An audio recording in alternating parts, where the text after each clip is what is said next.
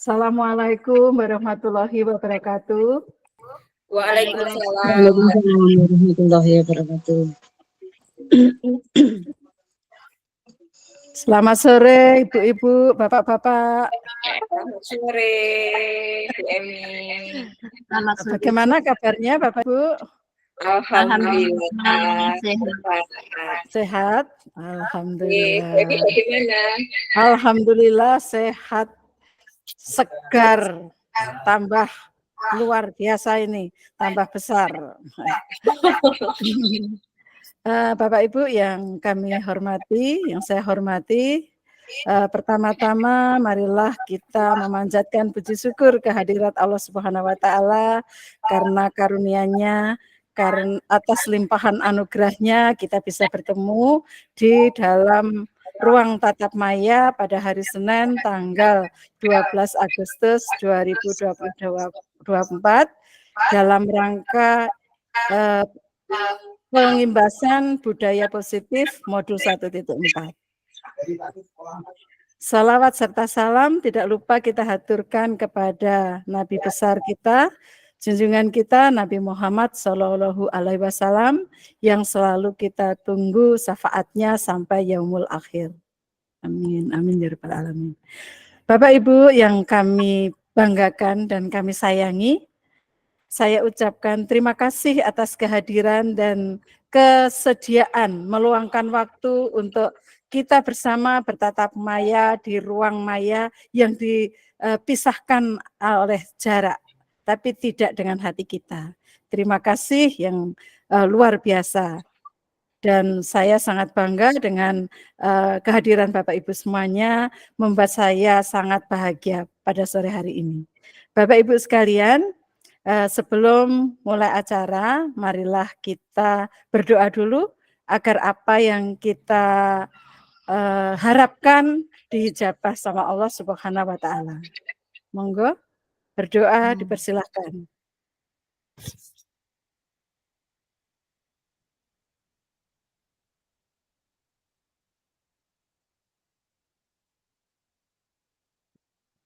Berdoa selesai. Terima kasih Bapak Ibu. Bapak Ibu sekalian, marilah kita membuka acara ini, acara webinar kecil-kecilan, ya. Hanya untuk kalangan-kalangan terbatas webinar kecil-kecilan. Marilah kita membuka acara webinar ini dengan membaca basmalah bersama-sama. Bismillahirrahmanirrahim. Terima kasih Bapak Ibu. Bapak Ibu, kita saat ini, apakah Bapak Ibu merasa sedih? Merasa bahagia? Bahagia, Bu. Bahagia. Tolong Bapak Ibu, tunjukkan rasa bahagia Bapak Ibu. Silakan tunjukkan, ekspresikan bahagia Bapak Ibu. Nah, sebentar. Saya cekrek dulu ekspresi Bapak Ibu. Nah, terima kasih.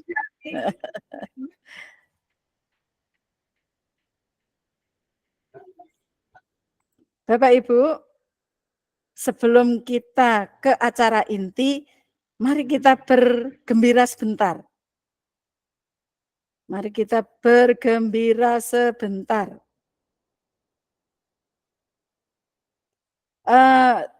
Kita bermain dulu nggih Bapak Ibu. Permainannya sangat sederhana.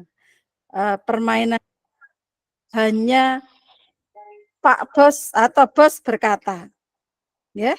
Jadi kalau saya bilang Bos berkata pegang rambut, berarti Bapak Ibu pegang rambut atau jilbab. Silahkan banyak.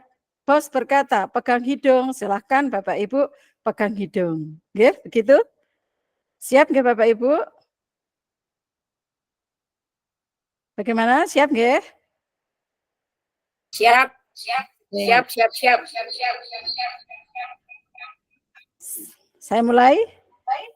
Pegang. Bos berkata, pegang mata.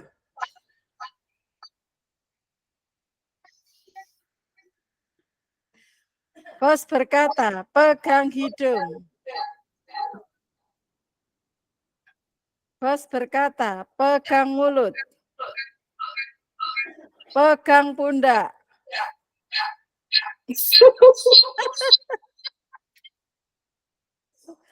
Nggak ada bos Ah, berkata. Bu Siti. Bu Siti kena. Bu Siti kena. Bu Siti menyanyi. Bu Siti menyanyi. Sekali lagi, bos berkata, pegang tangan kiri. Bos berkata, pegang telinga. Pegang alis. Pegang mata. Ah, Bu Siti. Bu Siti kena lagi.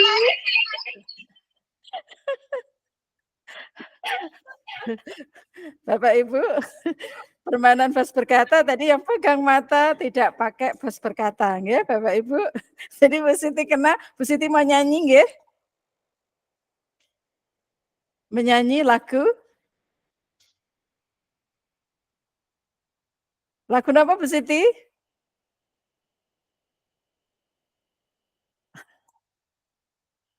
Bapak Ibu, terima kasih. Bu Siti nyanyinya besok aja nggih. Bapak Ibu, izinkan saya share screen. Bapak Ibu sudah melihat share screen saya? Sudah terlihat? Sudah. Nah, Bapak Ibu, hari ini kita akan membahas budaya positif. Bapak Ibu, apa sih budaya positif itu Bapak Ibu?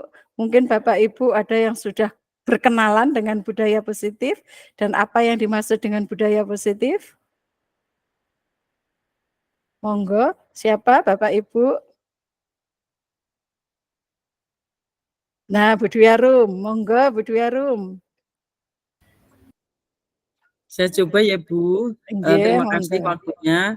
Yang mungkin untuk budaya positif namanya saja budaya adalah sesuatu yang biasa dilakukan. Nah, sesuatu yang biasa dilakukan, contohnya di sekolah itu budaya positif yang biasanya dilakukan oleh, contohnya ini di SMK 1 Bendo adalah dengan mematikan kendaraan bermotornya begitu masuk pintu gerbang dan berjalan dua itu dari arah masuk itu ke kelasnya masing-masing melalui jalur hijau. Nah, yang dicat hijau itu yang biasa kita lakukan. Nah, terus budaya positif lagi adalah kita sebagai guru membiasakan dengan kalau yang saya di kelas saya itu budaya 2 detik untuk memungut sampah di bawah meja seperti itu. Itu untuk budaya positif yang biasa saya lakukan di dalam sebelum memulai pelajaran. Seperti itu Bu Emi, terima kasih. Terima kasih luar biasa Bapak Ibu. Bu Dwi Arum sudah memberikan contoh-contoh dari budaya positif. Jadi sesuatu kebiasaan positif, ya, budaya positif. Bapak Ibu, di kelas Bapak Ibu masing-masing atau di sekolahan Bapak Ibu masing-masing tentu sudah dilaksanakan budaya positif. Bisa Bapak Ibu ceritakan yang di sekolahan Bapak Ibu atau di sekolahan Bapak Ibu mungkin?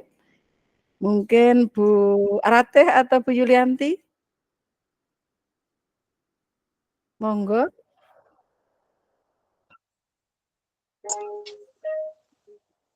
Baik, terima kasih Bu Emi. Selamat sore semuanya teman-teman. Untuk budaya positif, yang diterapkan di kelas saya, ini khusus di kelas saya saja, nggih? Ya, enggak apa-apa. Contohnya misalnya tentang penggunaan handphone pada saat pembelajaran. Jadi pada saat pembelajaran itu anak-anak dilarang mengeluarkan handphone. Jadi handphone diletakkan di dalam tas atau di dalam bangku dan tidak digunakan. Hanya digunakan pada saat memang harus pembelajaran itu membutuhkan handphone. Kemudian juga tentang kebersihan kelas. Kebersihan kelas, anak-anak harus menjaga kebersihan kelas. Jadi selalu membuang sampah yang ada di dekat di sekitarnya atau di bawah bangku sebelum memulai pembelajaran. Itu tadi beberapa budaya positif yang kami jalankan di kelas pembelajaran bahasa Inggris. Terima kasih. Terima kasih, luar biasa sekali Bu Yulianti sudah memaparkan budaya positif yang dilakukan di kelas masing-masing. Saya percaya bahwa Bapak Ibu sudah melaksanakan hal-hal yang positif atau budaya yang menjadi budaya Bapak Ibu baik di kelas, mungkin di sekolahan, dan bahkan di rumah Bapak Ibu masing-masing. Nah, Bapak Ibu, kali ini saya akan mengajak Bapak Ibu untuk belajar bersama. Saya pun sama seperti Bapak Ibu ingin belajar, ingin mengetahui lebih jauh tentang budaya positif. Ya.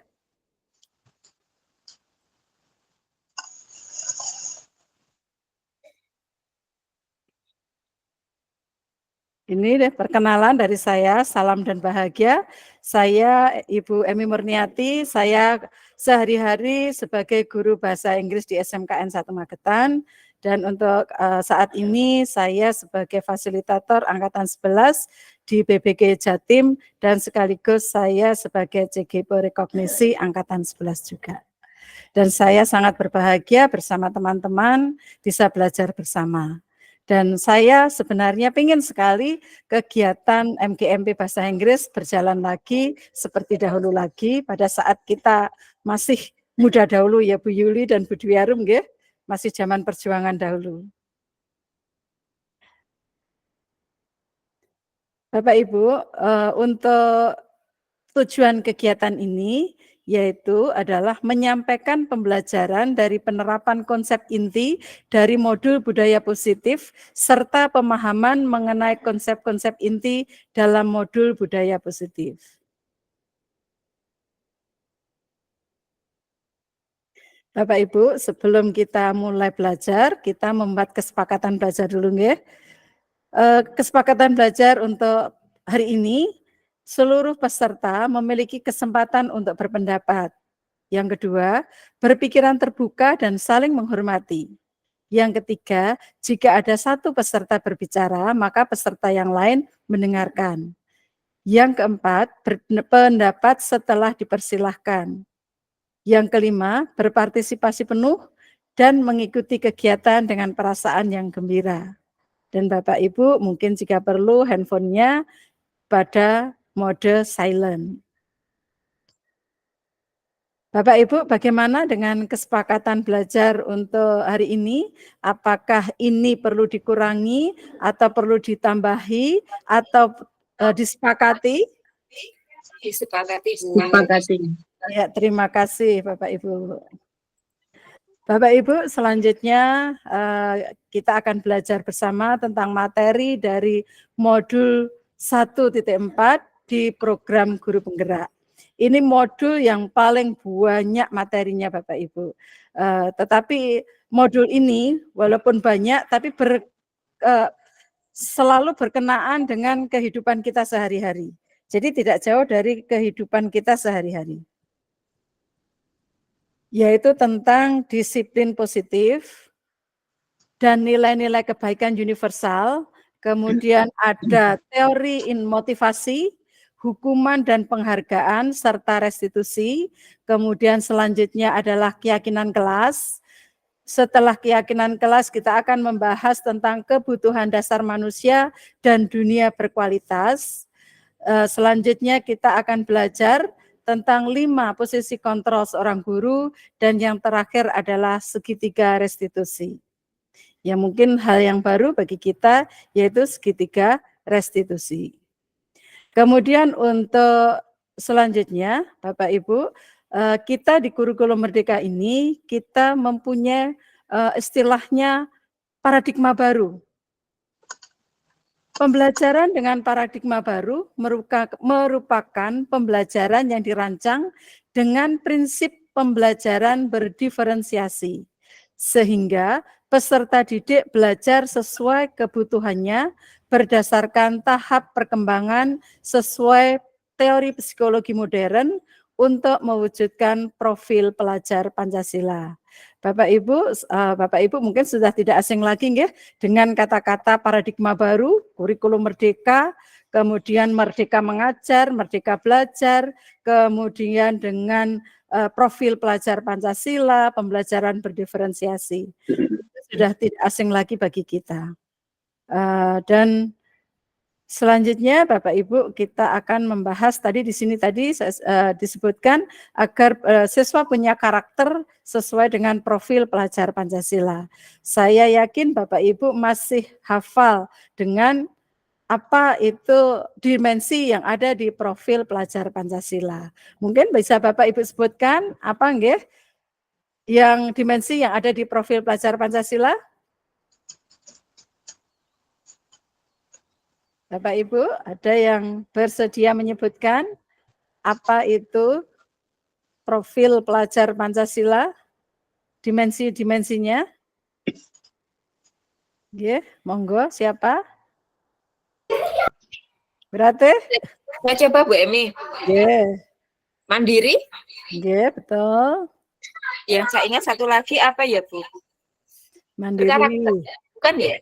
Dalam? Kreatif.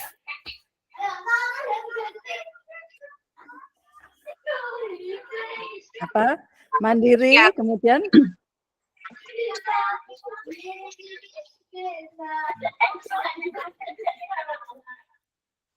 Apa Bapak Ibu? Berakhlak mulia. Berakhlak mulia, ya, beriman dan bertakwa kepada Tuhan Yang Maha Esa serta berakhlak mulia. Kemudian gotong royong, iya, gotong royong, kritis, berkebinekaan global. Kreatif, luar biasa. Terima kasih luar biasa. Terima kasih Ibu Tanti Erviana atas kehadirannya. Nah, teman-teman yang super ini masih menyempatkan diri untuk bersama-sama belajar untuk modul 1.4 budaya positif. Bapak Ibu, seperti tadi yang disebutkan oleh teman-teman bahwa dimensi dalam profil pelajar Pancasila itu ada 6 nggih.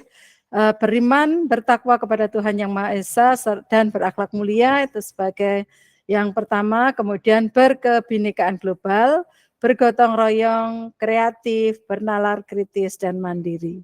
Nah, ini Bapak Ibu yang ingin putra-putri kita atau anak didik kita bisa mempunyai karakter-karakter yang sesuai dengan profil pelajar Pancasila yang diharapkan oleh kita semuanya. Bapak Ibu, dalam mempelajari budaya positif ada satu teori yang merupakan miskonsepsi tentang teori kontrol. Miskonsepsi tentang teori kontrol yaitu ini, ilusi guru mengontrol murid. Jadi Bapak Ibu dalam mencapai siswa atau murid kita agar murid kita mempunyai karakter yang sesuai dengan profil pelajar Pancasila, kita bisa melalui dengan berbagai macam. Nah, di sini sebelum kita belajar selanjutnya, kita membahas tentang miskonsepsi tentang teori kontrol, yaitu ilusi guru mengontrol murid. Jadi di sini seolah-olah guru itu selalu mengontrol siswa.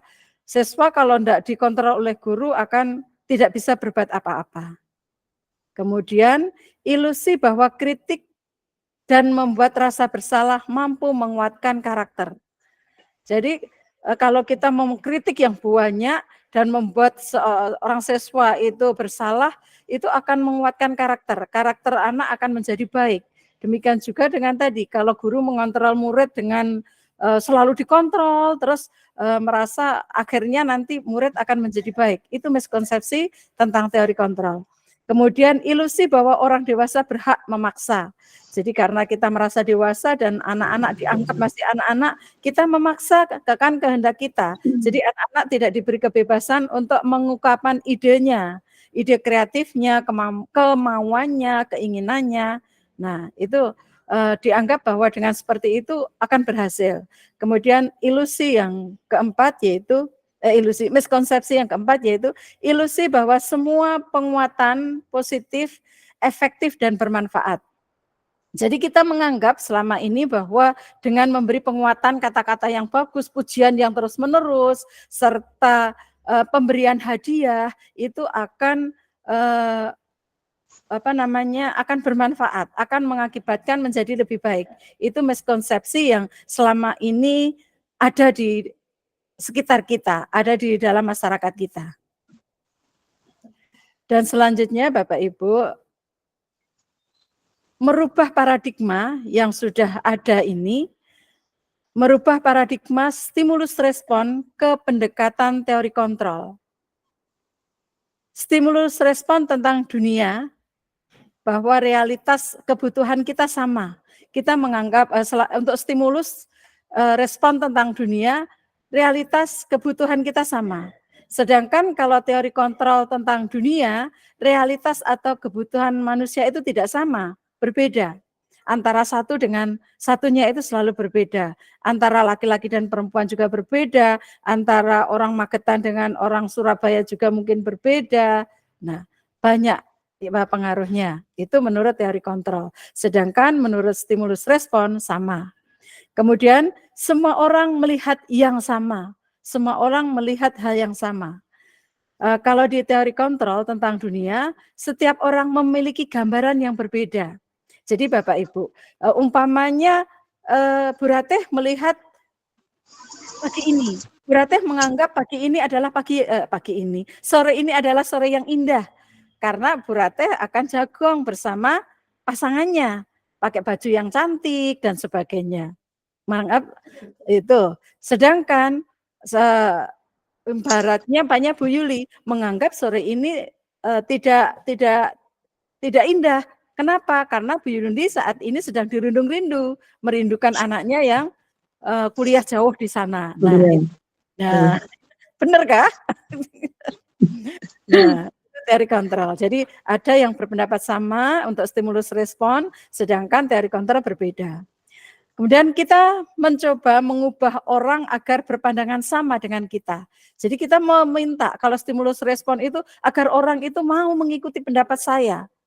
Pendapat kita, harus ikut pendapat kita. Sedangkan di teori kontrol tentang dunia, kita berusaha memahami pandangan orang itu lain tentang dunia ini. Jadi setiap orang punya pandangan yang berbeda-beda. Umpamanya Bu Siti memandang saya dengan Mbak Ilma memandang saya, itu sudah dengan sudut pandang yang berbeda. Karena masing-masing orang berbeda. Itu di teori kontrol tentang dunia. Sedangkan di stimulus respon, semuanya sama. Kemudian perilaku buruk dilihat sebagai suatu kesalahan. Nah, di stimulus respon. Sedangkan di teori kontrol, semua perilaku memiliki tujuan, memiliki alasan. Jadi orang melakukan sesuatu karena ada sesuatu hal. Nah, kemudian selanjutnya stimulus respon tentang dunia, orang lain bisa mengontrol saya. Sedangkan di teori kontrol, hanya Anda yang bisa mengontrol diri Anda sendiri. Jadi orang lain tidak bisa mengontrol Anda. Nah, kemudian saya bisa mengontrol orang lain, itu di stimulus respon. Sedangkan kalau di teori kontrol, Anda tidak bisa mengontrol orang lain. Yang bisa mengontrol diri kita adalah diri kita sendiri. Kemudian pemaksaan ada pada saat bujukan gagal. Jadi kalau kita membujuk seseorang gagal, kita memaksa dengan segala cara agar ikut kita. Nah, itu di stimulus respon. Sedangkan di teori kontrol, kolaborasi dan konsensus menciptakan pilihan-pilihan baru. Jadi bagaimana kita kolaborasi, bagaimana kita konsensus berdua atau bersama untuk mencapai tujuan atau menciptakan pilihan baru. Modal berpikir menang kalah. Sedangkan kalau di teori kontrol, modal berpikir menang-menang. Jadi tidak ada yang kalah, tidak ada yang kalah di dalam teori kontrol. Begitu Bapak Ibu, selanjutnya kita akan memasuki disiplin positif. Bapak Ibu, apa itu disiplin positif? Disiplin berasal dari kata disiplina yang artinya belajar.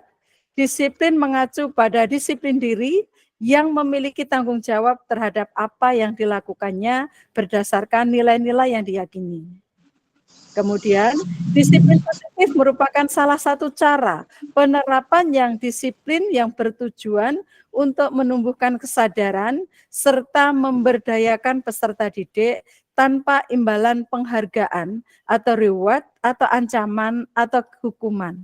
Jadi yang dimaksud dengan disiplin positif di sini keluar dari hati kita sendiri, keluar dari dalam jiwa kita sendiri, bukan karena ingin mendapatkan hadiah, bukan karena diancam, bukan karena takut.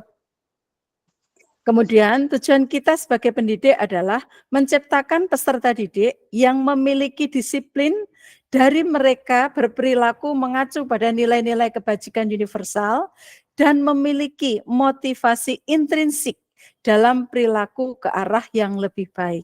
Itu Bapak Ibu yang diharapkan dari disiplin positif. Jadi kita mengharapkan anak didik kita itu melakukan sesuatu bukan karena paksaan dari kita, bukan karena takut dan mencari penghargaan dari kita, tapi memang kesadaran mereka sendiri. Jadi kita sebagai guru punya impian besar bahwa anak didik kita itu belajar juga karena kesadaran mereka masuk sekolah juga karena kesadaran mereka. Demikian juga anak-anak kita yang ada di rumah, kita bermimpi bahwa anak-anak didik kita dan anak kita sendiri segala sesuatu berdasar dari dalam atau keluar dari dalam diri mereka sendiri. Kemudian Bapak Ibu, selanjutnya tadi kita membahas tentang nilai kebajikan. Nilai-nilai kebajikan universal. Nilai-nilai yang disepakati bersama, yaitu nilai-nilai kebajikan, lepas dari suku bangsa, agama, bahasa, maupun latar belakangnya. Itu nilai-nilai kebajikan. Contoh nilai kebajikan institusi atau organisasi. Kalau di profil pelajar Pancasila tadi ada 6 dimensi, ya. Beriman, bertakwa pada Tuhan Yang Maha Esa, berakhlak mulia, berkebinekaan global, bergotong royong, mandiri, bernalar kritis, dan kreatif. Sedangkan di IBO Primary Years Program, yaitu PYP, toleransi, rasa hormat, integritas, mandiri, menghargai, antusias, empati, keingintahuan, kreativitas, kerjasama, percaya diri, dan komitmen, itu nilai-nilai kebajikan yang universal yang ada di IBO Primary Years. Kemudian di 9 pilar karakter Indonesian Heritage Foundation, cinta Tuhan dan segenap ciptaannya, kemandirian dan tanggung jawab, kejujuran atau amanah, diplomatis, hormat dan santun, dermawan, suka menolong dan gotong royong, percaya diri, kreatif dan pekerja keras, kepemimpinan dan keadilan, baik dan rendah hati. Itu nilai-nilai kebajikan universal yang ada di 9 karakter Indonesian Heritage Foundation. Kemudian Bapak Ibu selanjutnya adalah motivasi perilaku manusia. Bapak Ibu kita menjalankan sesuatu tentu ada motivasinya, ada semangatnya. Nah, ini kita belajar tentang motivasi perilaku, yaitu untuk menghindari ketidaknyamanan, itu ada 3 macam, motivasi perilaku manusia itu, untuk menghindari ketidaknyamanan, untuk mendapatkan imbalan atau penghargaan dari orang lain, untuk menjadi orang yang mereka inginkan dan menghargai diri sendiri dengan nilai-nilai yang mereka percaya. Jadi dalam motivasi, dalam diri seorang manusia itu biasanya terdiri dari 3, yaitu untuk menghindari ketidaknyamanan, untuk mendapatkan imbalan atau penghargaan, dan yang datang dari diri kita sendiri. Dari sini mungkin Bapak Ibu ada yang perlu dibahas atau yang ditanyakan sebelum kita melanjutkan ke sesi berikutnya atau ke slide berikutnya. Monggo Bapak Ibu. Mungkin Bapak Ibu bisa memberikan contoh motivasi perilaku manusia yang untuk menghindari ketidaknyamanan atau hukuman. Bisa memberikan contoh mungkin Bapak Ibu?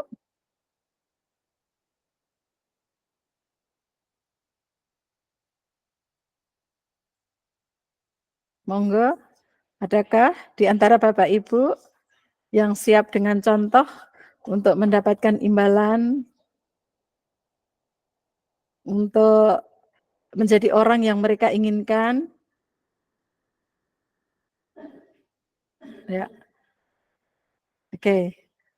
Terima kasih Bapak Ibu. Mungkin bisa saya kasih contoh ya, untuk menghindari ketidaknyamanan atau hukuman, mungkin seorang anak dia memakai atribut lengkap agar terhindar dari hukuman.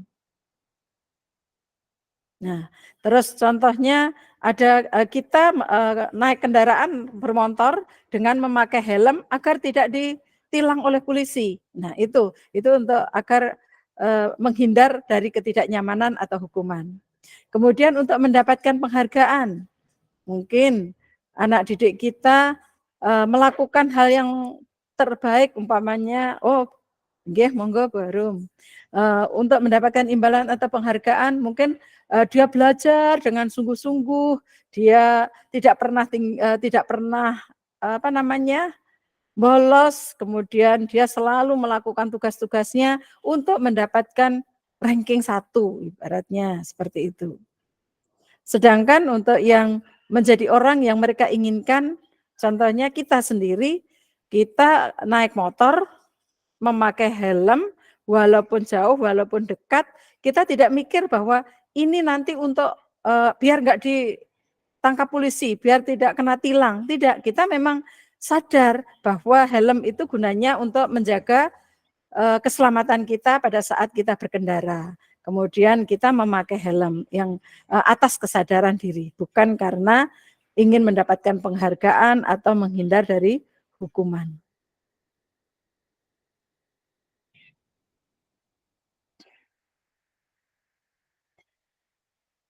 Selanjutnya Bapak Ibu, konsep dipilih dengan identitas yang gagal, Bapak Ibu, ini ada 2, yaitu hukuman dan penghargaan. Yaitu konsep disiplin dengan identitas yang gagal. Ya. Jadi konsep disiplin dengan identitas yang gagal itu ada 2, yaitu hukuman dan penghargaan. Hukuman itu menyakitkan, tidak nyaman, murid takut. Kemudian dia sifatnya memaksa. Dan biasanya murid menyembunyikan kesalahan agar tidak dihukum. Ada jadi timbul selanjutnya mungkin murid menjadi rendah diri. Kalau dia seorang yang istilahnya hatinya mudah patah. Sedangkan penghargaan tidak efektif. Merusak hubungan, muncul sifat iri. Kemudian mematikan kreativitas. Jadi penghargaan, hadiah itu mematikan kreativitas. Menghukum dengan sistem ranking. Jadi yang mendapatkan ranking 1, dia hanya berjuang untuk mendapatkan ranking. Kemudian merampas hak menghargai dirinya sendiri. Nah, bagi yang punya rankingnya jelek, akhirnya dia merasa kecil hati, merasa rendah diri. Nah, itu akhirnya dampak dari penghargaan. Jadi ini konsep disiplin dengan identitas yang gagal, yaitu dengan memberikan hukuman dan penghargaan. Yang kita yakini sekarang ini Bapak Ibu, bahwa penghargaan itu berdampak positif, akan membuat anak menjadi rajin, akan membuat anak menjadi semakin baik. Kita mikir seperti itu. Tapi ternyata Bapak Ibu, kalau kita memberi penghargaan, nanti akan muncul hal-hal seperti ini.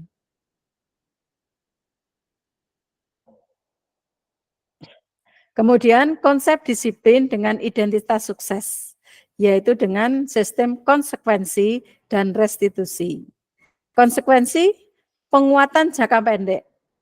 Jadi, umpamanya kalau ada tiket, berarti konsekuensinya dia harus istilahnya menghapus papan tulis dari awal sampai akhir pembelajaran atau gimana. Dan biasanya yang membuat mereka sendiri. Kemudian perlu monitoring berkelanjutan, itu untuk konsekuensi. Kemudian ada stimulus atau ada respon. Murid menghormati peraturan dan kehilangan waktu untuk merenungi kesalahan. Itu yang konsekuensi.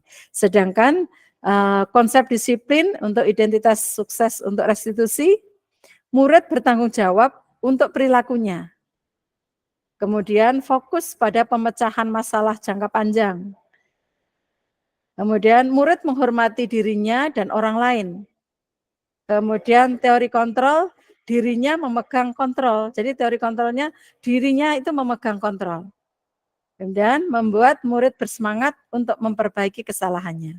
Karena dia menyadari kesalahan itu datang dari dirinya sendiri, solusi juga keluar dari dirinya sendiri, sehingga menjadi murid itu bersemangat untuk memperbaiki kesalahan. Itu untuk yang restitusi, konsep disiplin dengan identitas sukses.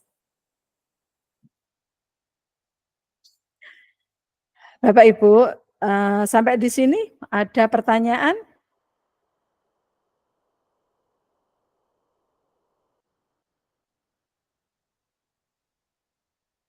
Tidak ada Bapak Ibu? Kalau tidak ada, salah. Ada yang pertanyaan? Berarti ada pertanyaan?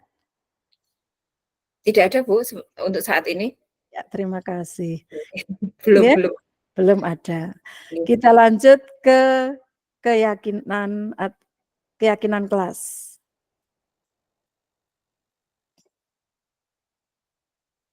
Bapak Ibu, mengapa keyakinan kelas? Mengapa tidak peraturan kelas? Mungkin Bapak Ibu ada tanya dalam hati, kenapa sih sekarang kok sebutannya keyakinan kelas? Kenapa kok tidak peraturan kelas? Padahal antara keyakinan dan peraturan beda tipis, kelihatannya sama, ya. Nah, Bapak Ibu, marilah kita tengok ya. Seperti yang saya contohkan tadi, mengapa kita memiliki peraturan tentang penggunaan helm pada saat mengendarai kendaraan roda 2? Kemudian, mengapa kita memiliki peraturan tentang penggunaan masker dan mencuci tangan setiap saat? Bapak Ibu masih ingat toh? Mengapa kita memiliki peraturan tentang penggunaan helm? Kemudian, mengapa kita memiliki peraturan tentang penggunaan masker dan mencuci tangan? Ya, karena ini hubungannya dengan mungkin peraturan pemerintah untuk kendaraan bermotor, sedangkan yang ini pada saat pandemi ya Bapak Ibu. Bapak Ibu, sekarang kita akan membahasnya. Nilai-nilai keselamatan atau kesehatan inilah yang kita sebut sebagai suatu keyakinan. Ya, tadi sudah saya contohkan bahwa kalau kita naik motor, walaupun dekat, walaupun tidak diawasi polisi, kita tetap pakai helm, kita mengingat keselamatan kita. Jadi bukan karena takut ditilang polisi, bukan takut melanggar, bukan ingin mendapatkan penghargaan menjadi pengendara terbaik di Indonesia, bukan. Tapi karena kita tahu, kita ingin sadar akan keselamatan diri kita sendiri. Demikian juga dengan cuci tangan tadi. Kita menyadari bahwa kesehatan itu penting untuk kita. Kesehatan itu perlu kita jaga. Makanya kita mencuci tangan dan pakai masker. Nah, itu sebagai suatu keyakinan. Kemudian nilai-nilai kebajikan universal yang disepakati secara tersirat dan tersurat lepas dari latar belakang suku, negara, bahasa maupun agama. Jadi tadi keselamatan tentang pakai helm, kemudian cuci tangan dan pakai masker, itu nilai-nilai kebajikan universal yang disepakati. Bukan karena agama, bukan karena merupakan latar belakang suku dan sebagainya. Karena memang itu yang kita butuhkan. Yang sesuatu yang kita yakini. Begitukah Bapak Ibu? Setuju?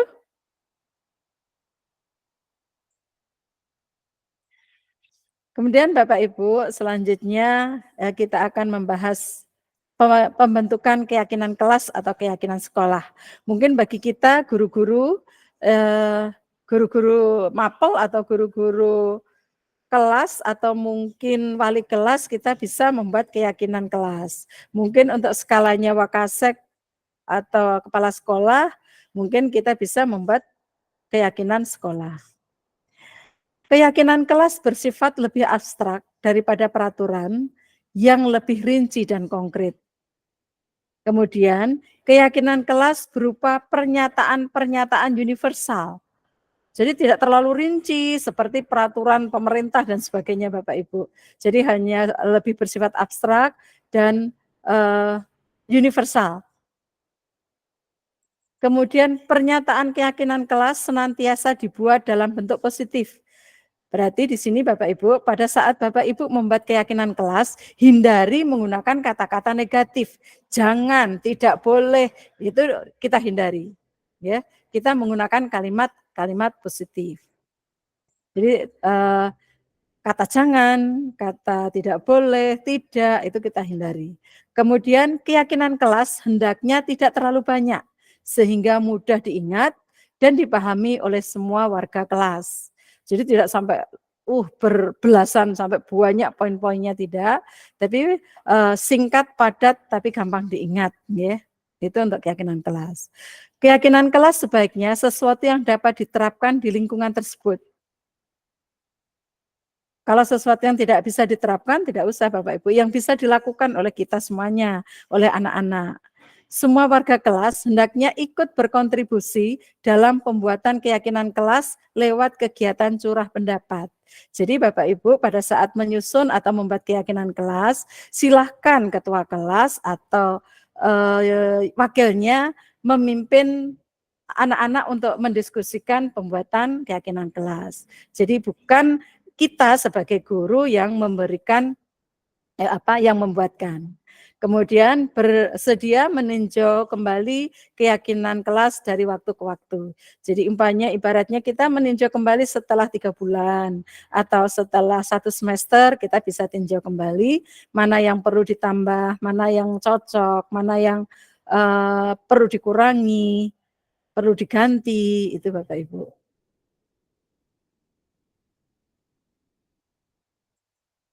Dan ini Bapak Ibu, ini untuk diagram Y, ini biasanya untuk meninjau keyakinan kelas. Jadi kalau sudah umpamanya 3 bulan, kita meninjau kelayakan keyakinan kelas, kita bisa membuat dengan menggunakan diagram Y, dengan terdengar apa yang terdengar, kemudian berperilaku apa perilakunya, kemudian yang terlihat, yang bisa dilihat apa, gitu Bapak Ibu. Nah Bapak Ibu, di sini saya memberi contoh tentang pembuatan keyakinan kelas dari kelas saya.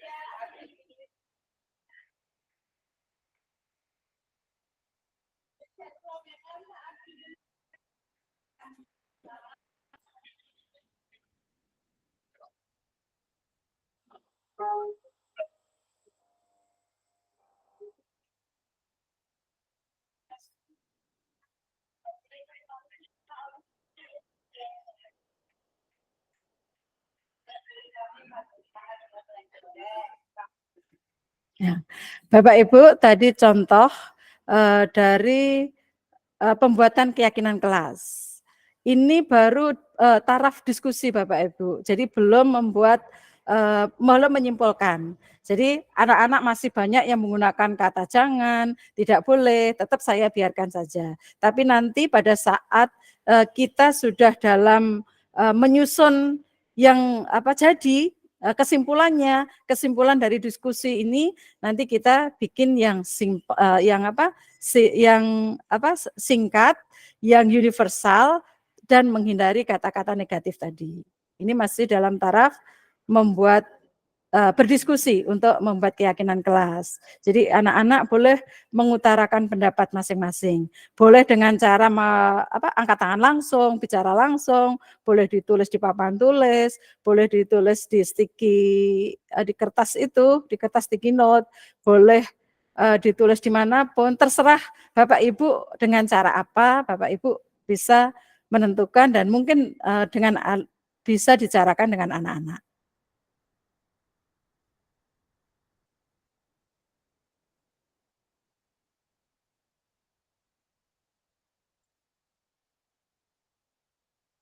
Nah ini Bapak Ibu, ini pada saat nempel pendapat mereka, ide-ide mereka. Kemudian yang gambar kedua tengah, pada saat mereka sudah merumuskan, otomatis dengan bantuan kita Bapak Ibu, kalau kita lepas begitu saja tidak bisa. Semua dari anak, tapi kita sebagai gurunya, kita memfasilitasi anak-anak dan meluruskan saja. Dan mungkin yang tidak pas kita paskan, tapi mutlak semuanya datang dari anak-anak. Dan ini setelah sudah jadi, contoh yang sudah jadi. Bapak Ibu, sebelum kita lanjut ke kebutuhan dasar, mungkin ada yang perlu dibahas atau ada yang ditanyakan, monggo dipersilahkan.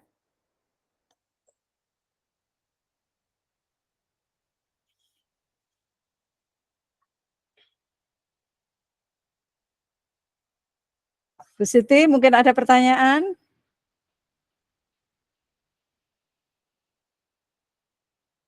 Belum Bu Siti, belum dibuka mic-nya. Sementara belum ada, Bu Emi masih bingung mau bertanya apa ini.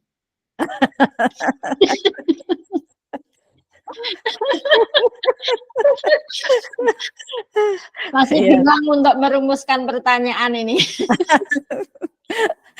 Iya, silahkan rumuskan dengan bantuan itu. Bantuan teman-temannya yang ada di situ. 2 cowok yang nonton bola. Nonton bola Bu itu. Oke, ya udah. yang main lagi. Kalau tidak, saya lanjutkan ke kebutuhan dasar. Kita lanjutkan ya Bapak Ibu. Tanya Bu Emi. Oh inggih, monggo Bu Win. Itu Bu Win. Inggih, monggo Bu Win. Yang ingin saya tanyakan, bagaimana jika menghilangkan itu tadi nih, kita menghindari kata jangan, tidak boleh, itu diganti dengan kata-kata apa kira-kira? Oh inggih, terima kasih Bu Win. Kayak tadi ya saya kasih contoh, misalnya anak-anak tadi bilang tidak boleh menggunakan HP saat jam pembelajaran. Terus akhirnya karena kita tidak boleh menggunakan kata negatif, karena kalau menurut psikologi, kalau negatif itu nanti akan munculkan pikiran negatif. Agar muncul pikiran positif, akhirnya kita menggunakan kata-kata positif. Yaitu dengan cara umpamanya menggunakan HP atas seizin guru mata pelajaran. Jadi seperti itu. Jadi kita buang. Kemudian tidak boleh makan dan minum. Nah, kalau hal yang universal seperti itu tidak saya masukkan karena makan dan minum itu kebutuhan dasar manusia. Kalau memang lapar banget, nah itu saya tidak mau kalau hal-hal yang prinsip kebutuhan dasar itu terganggu. Karena kalau kebutuhan dasar manusia itu tidak tercukupi, nanti banyak terjadi hal yang tidak kita inginkan. Gitu nggih Bu Win, banyak yang untuk menghindari kata jangan atau tidak boleh dengan kalimat positif, contohnya menggunakan HP atas izin dari gurunya, diganti seperti itu. Begitu Bu Win? Bisa Terima kasih. Terima kasih Bu Win. Monggo siapa lagi Bapak Ibu? Tidak ada. Kalau tidak ada, saya lanjutkan ke kebutuhan dasar.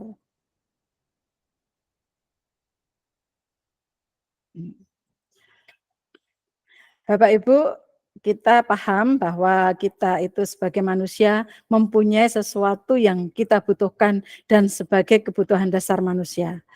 Kebutuhan dasar manusia adalah segala sesuatu yang dibutuhkan manusia untuk mempertahankan keseimbangan kondisi psikologis dan fisiologis yang bertujuan untuk mempertahankan kehidupan dan kesehatan. Itu Bapak Ibu, itu kebutuhan dasar manusia. Dan kebutuhan dasar manusia itu ada 5. Menurut Dr. William Glasser dalam Choice of Theory, yaitu kebutuhan yang paling mendasar, yaitu kebutuhan untuk bertahan hidup. Jadi contohnya kita makan itu kebutuhan dasar Bapak Ibu, karena itu untuk bertahan hidup. Makanya umpamanya Bapak Ibu kalau contohnya kalau di kelas, kalau anak minum es krim tidak saya izinkan, tapi kalau anak minum air putih itu saya izinkan. Karena kalau kekurangan air putih kan berbahaya. Kalau es krim itu kan bukan untuk bertahan hidup, itu untuk kesenangan, itu beda. Kemudian yang kedua yaitu kasih sayang dan rasa diterima. Jadi semua orang pasti butuh rasa kasih sayang, butuh disayangi, butuh diterima dalam suatu istilahnya, dalam suatu komunitasnya, dalam keluarganya, dihargai, itu kasih sayang dan rasa diterima. Kemudian kebebasan.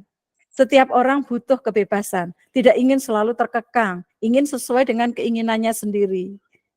Nah, itu kebutuhan dasar. Kemudian kesenangan. Setiap orang butuh rasa senang untuk bersenang-senang. Nah, dan yang terakhir penguasaan. Itu untuk kebutuhan dasar manusia. Tapi yang terutama untuk bertahan hidup itu kebutuhan dasar yang paling mendasar. Kemudian Bapak Ibu, kita sampai di 5 posisi kontrol konstitusi. Oh ya, belum saya kasih contoh ya Bapak Ibu untuk kasih sayang dan rasa diterima. Contohnya seperti ini Bapak Ibu, kita sendiri, kita ingin disayangi oleh keluarga. Jadi kita mengharap orang yang ada di sekitar kita itu sayang pada kita, perhatian pada kita, itu memang kebutuhan dasar kita.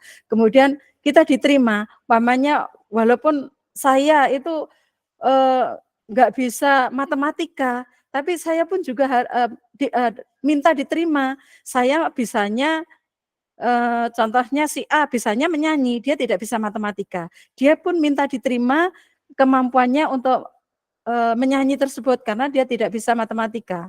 Karena setiap orang itu punya kemampuan yang unik, punya kemampuan sendiri-sendiri yang setiap orang tidak sama. Dan itu mereka ingin dan kita semuanya ingin apa yang kita punya itu diterima, apa yang kemampuan kita itu diterima. Tidak hanya yang ranking 1 saja yang diterima seperti itu. Yang bisanya menggambar juga diterima, yang bisanya istilahnya matematika juga bisa diterima dan sebagainya. Untuk kebebasan di sini Bapak Ibu, contohnya kalau di kelas kita umpamanya anak-anak kebebasan dalam gaya belajar saja. Umpamanya ada 4 gaya belajar. Umpamanya anak-anak ada yang suka audiovisual, ada yang suka visual, ada yang suka audio, ada yang kinestetik, ada yang belajar sambil yang kinestetik yang berlari-lari dan sebagainya itu. Dan itulah munculnya pembelajaran berdiferensiasi dengan melihat anak-anak yang punya kebebasan tadi, yang tiap anak itu sendiri punya gaya belajar sendiri-sendiri. Kita sebagai guru diharapkan untuk bisa memfasilitasi anak-anak dengan sesuai dengan gaya belajar mereka. Bukan berarti tiap anak kita ajari sendiri-sendiri sesuai gaya belajarnya Bapak Ibu. Kita meramu diferensiasi, bukan diferensiasi satu persatu, tapi kita bisa mencari strategi yang tepat sehingga anak-anak tersebut kebutuhan dasarnya terpenuhi. Jadi umpamanya kita menyediakan video dalam pembelajaran. Hanya saya membahas tentang deskripsi atau teks deskripsi. Saya menyediakan video untuk anak yang suka video. Saya menyediakan audio bagi anak yang suka audio. Mungkin saya menyediakan PowerPoint bagi anak yang sukanya melihat. Ya. Kemudian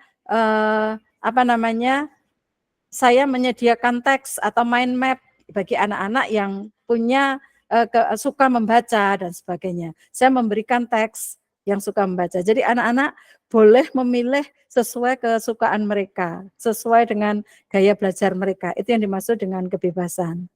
Kemudian kesenangan, di sini bukan senang yang tanpa batas, bukan Bapak Ibu. Ini senang-senang yang tadi hubungannya dengan ini tadi, umpamanya dia senang dengan belajar audiotori atau yang audio, dia menggunakan audio sehingga muncul rasa senangnya. Jadi kebebasannya juga kena, rasa senangnya juga kena. Mungkin dia senang belajar dengan berkelompok. Nah, akhirnya dia menggunakan belajar secara berkelompok. Kemudian penguasaan. Penguasaan di sini sesuatu yang bukan hanya berkuasa sebagai seorang penguasa tunggal, bukan Bapak Ibu. Di sini sesuatu yang kelebihan-kelebihan dia. Jadi dia ingin, umpamanya anak yang pandai debat, akhirnya dia bisa menjadi anggota tim debat. Itu penguasaan. Kemudian dia menjadi kelompok debat dan dia bisa menyalurkan penguasaannya, ikut lomba debat dan sebagainya. Memang diharapkan kita sebagai guru atau sebagai fasilitator ini bisa mewadahi kebutuhan dasar putra-putri kita. Kemudian selanjutnya adalah 5 posisi kontrol restitusi, yaitu penghukum, pembuat rasa bersalah, pemantau, manajer, dan teman.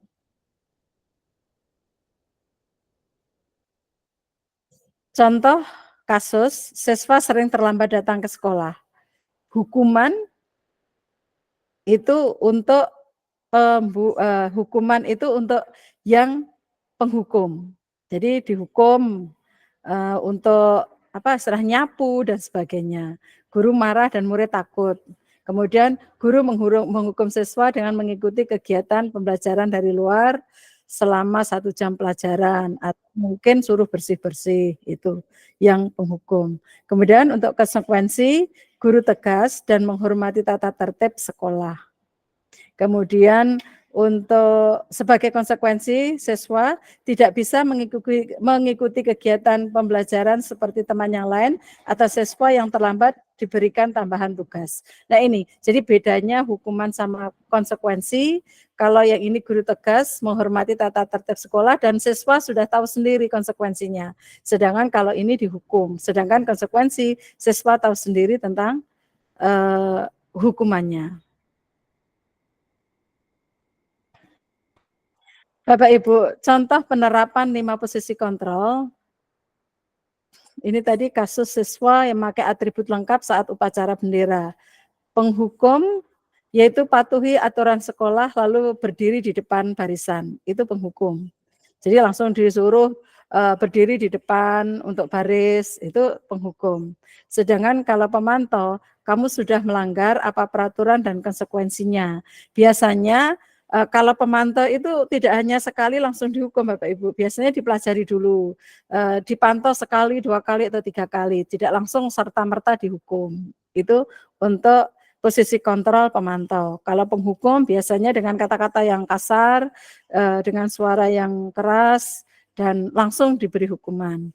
Kemudian untuk teman, contohnya, ayolah yang tertib, buat Bu Guru bangga. Kali ini tidak apa-apa, kamu salah. Nah, biasanya kita dengan suara halus, dengan kata-kata yang kayak teman, jadi dia merasa sebagai teman. Biasanya kalau penghukum itu membuat hati sakit atau bahkan mungkin dendam. Kalau pemantau ini biasanya kalau istilahnya tidak dipantau, dia akan lolos. Sedangkan kalau teman itu umpamanya dia yang menghukum dengan posisi kontrol teman Bu Ratih. Kemudian saat itu gantian saya yang dengan posisi kontrol teman. Dia tidak, kalau dengan Bu Ratih dia mau, tapi pada saat dengan saya dia nggak mau. Karena dia yang dianggap teman adalah Bu Ratih. Jadi dengan saya dia tidak mau. Kemudian pembuat rasa bersalah, ini contohnya berapa kali Bu Guru harus memberitahu kamu, Bu Guru kecewa sama kamu. Biasanya ini dengan kata-kata halus dan biasanya membuat anak itu tahu sendiri akan kesalahannya, tapi akibatnya anaknya merasa bersalah, akhirnya dia merasa apa ya Bu, apa istilahnya ya merasa bersalah, dia akhirnya seperti agak tertekan karena dia, "Loh aku kok bersalah, aku kok begini." Akhirnya bisa membuat anak secara psikologis ada perasaan rendah diri. Kemudian untuk manajer, nah ini apakah kamu tahu kesalahanmu? Kira-kira bagaimana kamu akan memperbaiki kesalahan ini? Nah ini biasanya anak hanya ditanya, kenapa, ditanya alasannya, kemudian anak sendiri akan memaparkan kesalahannya dan anak sendiri yang akan mencari solusi atas kesalahan yang dia perbuat.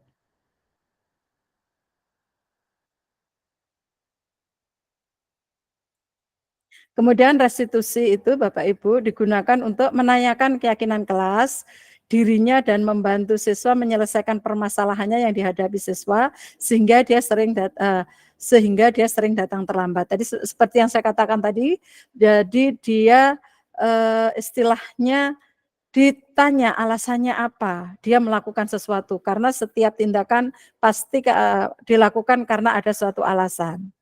Kemudian dia juga istilahnya mencari solusi atas permasalahan sendiri. Guru bersikap terbuka, menghormati siswa dan bisa menciptakan kenyamanan kepada siswa. Kemudian konsep disiplin, pendekatan restitusi, sebuah cara menanamkan disiplin positif pada murid. Pengertian restitusi, proses menciptakan kondisi bagi murid untuk memperbaiki kesalahan mereka, sehingga mereka bisa kembali pada kelompok mereka dengan karakter yang lebih kuat. Itu menurut pendapat Gosen tahun 2004. Kemudian ciri-ciri restitusi bukan untuk menebus kesalahan, namun untuk belajar dari kesalahan, memperbaiki hubungan. Kemudian tawaran bukan paksaan, restitusi menuntun untuk melihat ke dalam diri, restitusi mencari kebutuhan dasar yang mendasari tindakan, restitusi diri adalah cara yang paling baik, restitusi fokus pada karakter bukan tindakan, restitusi fokus pada solusi, restitusi mengembangkan murid yang berbuat salah pada kelompok, mengembalikan murid yang berbuat salah pada kelompoknya. Jadi dia menyadari akan kesalahannya. Kemudian 3 sisi dari segitiga restitusi, yaitu proses 3 tahapan tersebut didasarkan pada prinsip-prinsip utama dari teori kontrol, yaitu langkah pertama, menstabilitaskan identitas atau stabilize the identity. Teori kontrolnya, kita semua akan melakukan hal yang terbaik yang bisa kita lakukan. Kemudian langkah yang kedua yaitu validasi tindakan yang salah atau validate the misbehavior. Semua perilaku memiliki alasan, tadi yang saya sebutkan tadi. Jadi pada saat kita tanya alasannya kenapa kamu terlambat. Kemudian yang ketiga, menanyakan keyakinan, seek the belief. Kita semua memiliki motivasi internal. Jadi keyakinan yang kita buat tadi, keyakinan mana yang dilanggar. Ya ini Bapak Ibu gambaran segitiga restitusi, yaitu menstabilkan identitas. Setiap orang pasti pernah melakukan kesalahan. Kamu bukan satu-satunya orang yang pernah melakukan salah, itu yang dilakukan, yang diucapkan. Kemudian validasi tindakan yang salah. Kamu tentu punya alasan mengapa melakukan itu. Apakah cara yang lebih efektif untuk mendapatkan apa yang kamu butuhkan. Kemudian yang ini menanyakan keyakinan kelas apa yang telah kita sepakati. Kamu ingin menjadi orang yang seperti apa? Itu Bapak Ibu.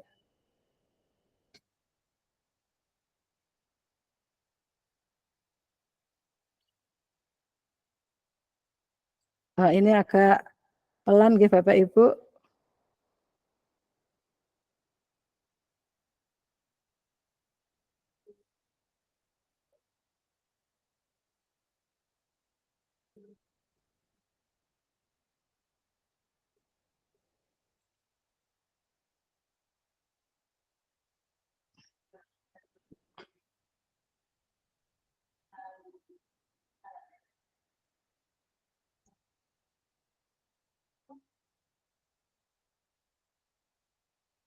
Sebentar Bapak Ibu, saya akan kasih contoh, tapi suaranya tidak terlalu keras.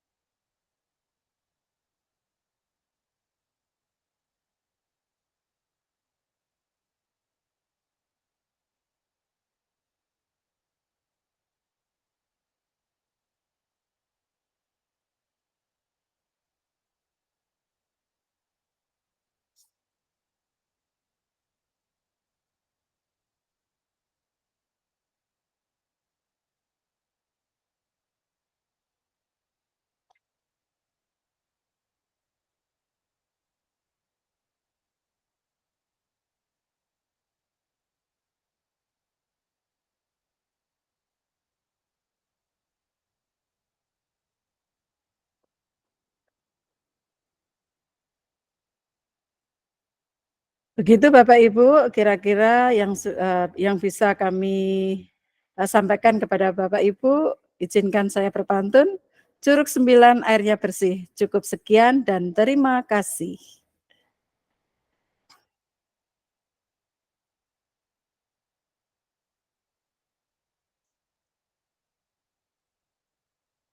Bapak Ibu, monggo. Sudah sampai di akhir. Mungkin ada pertanyaan dari Bapak Ibu. Tadi ada pertanyaan dari Bapak Ibu? Mungkin ada yang perlu ditanyakan? Monggo, Ibu Tanti. Ada yang ditanyakan Ibu? Ibu Tanti dari Bendong ya? Nggih, Ibu. Perkenalkan saya Bu Emi, Bu Tanti. Nggih, perkenalkan juga. Mohon maaf tadi dalam perjalanan Enggak jadi apa-apa. masuknya agak terlambat. Enggak apa-apa Ibu. Terima kasih sudah bergabung bersama kami. Nggih, luar biasa paparannya panjenengan. Terima Tadi saya kasih. Terima kasih Ibu. Ibu guru bertambah ilmu mapel apa? saya. Bahasa Inggris nggih? Dalam Bahasa Inggris nggih panjenengan? matematika, Ibu. Oh, matematika. Nggih. Nggih. Nggih. Terima kasih. Rumahnya mana, Bu? Magetan nggih? Komplek Auri, Bu. Oh, Komplek Auri. Ya, monggo Bapak Salam Ibu ada kenal. pertanyaan? Monggo. Tidak ada pertanyaan? Bapak Ibu, jika tidak ada pertanyaan, mungkin ada yang bertanya, Bu Siti? Bu Ratih, Bu Yuli? Bu Win, ada pertanyaan? Secara materi. Ya, nggih. Terima kasih Bu Win sudah bergabung. Ya, luar biasa Bu Win. Kirim materinya. Iya. Iya, oke Bu Win. Bapak Ibu, jika tidak ada pertanyaan, saya ucapkan terima kasih yang luar biasa karena Bapak Ibu sudah membersamai saya dalam diseminasi atau pengimbasan modul 1.4 program guru penggerak. Terima kasih yang luar biasa. Tidak bisa saya ucapkan dengan kata-kata dan saya terutama saya pribadi tidak bisa membalas kebaikan hati Bapak Ibu semuanya. Allah lah yang akan membahas semuanya dengan berlipat ganda sesuai dengan apa yang Bapak Ibu butuhkan. Terima kasih. Bapak Ibu, untuk mengakhiri pertemuan kita, webinar mini, webinar singkat, kita berdoa, kita ucapkan syukur kehadirat Allah Subhanahu wa taala atas apa yang sudah kita dapatkan sampai detik ini.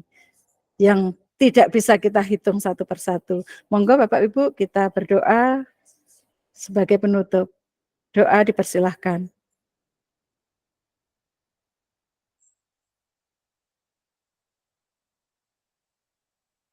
Selesai. Bapak Ibu, marilah kita tutup acara webinar ini dengan membaca hamdalah bersama-sama. Alhamdulillahirabbil alamin. Bapak Ibu, sekali lagi saya ucapkan terima kasih yang luar biasa, apresiasi yang luar biasa pada Bapak Ibu semuanya, dan saya mohon maaf yang sebesar-besarnya jika dalam menyampaikan tadi ada sesuatu yang tidak berkenan di hati Bapak Ibu. Kebenaran berasal dari Allah Subhanahu wa taala yang hakiki dan saya sebagai manusia biasa tidak pernah lepas dari salah, khilaf dan dosa. Untuk itu mohon maaf yang sebesar-besarnya. Terima kasih. Nanti foto bersama nggih Bapak Ibu, dibuka kameranya dan kita foto. Terima kasih. Akhirul kalam. Wassalamualaikum warahmatullahi wabarakatuh. Waalaikumsalam. Waalaikumsalam warahmatullahi Monggo Bapak Ibu foto dengan gaya yang paling manis. 1, 2, 3. Cekrek. Sebentar.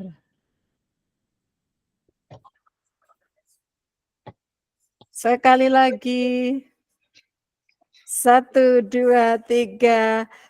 Cekrek, cekrek, cekrek. cekrek. Sebentar. Bentar, lagi-lagi 1, 2, 3. Cekrek. Terima kasih Bapak Ibu. Bapak Ibu silahkan boleh malam ya matur nuwun. Sudah membersamai Assalamualaikum saya. warahmatullahi wabarakatuh. Waalaikumsalam. Saya tidak bisa membalas Bapak Ibu, Allah lah yang membalas. Terima kasih Bu Rati, Bu Siti. Sama-sama Bu Terima kasih ilmunya Bu Emi. Terima kasih. Monggo yang belum CP silahkan mendaftar. Ayo Bu Ratih wajib. Bu Ratih dan Bu Siti. Bu Ratih dan Bu Yuli wajib. Oh iya, Bu Ratih dan Bu Yuli wajib hukumnya. Dayu pengen lihat Bude. Dayu jangan keluar dulu Bude. Dayu pengen lihat. Ya, oke. Ayo nak. Dayu Ada kameranya. sayang. Ayo Nggak Dek, apa-apa. ayo. Dari tadi tuh muntuk-muntuk. Sini boleh lihat. Ini ada